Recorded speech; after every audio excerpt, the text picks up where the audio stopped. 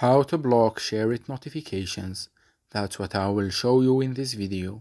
But before we begin, make sure to subscribe to the channel and ring the bell to get notified whenever a new video is uploaded.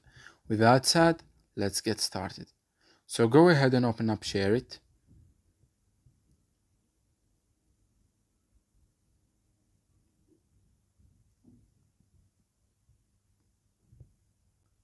And once you do that, click on the Me icon at the bottom right.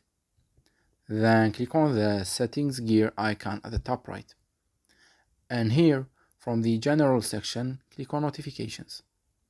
You will land on this page right here, in which you will be able to disable the SHAREit notifications. You can turn some of the notifications off while leaving the others on depending on what suits you the best. Or you can just turn all of the notifications off at once by turning off the push notifications option. Once you do that, you will get this pop-up window that asks you why do you want to do that. Pick any reason that suits you the best, then click on OK. And once you do that, you have just disabled the SHAREit notifications. It's that easy and simple. So that was it for this video.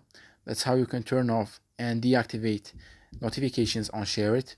If you have any questions, please leave them in the comment section down below. With that said, see you in the next video.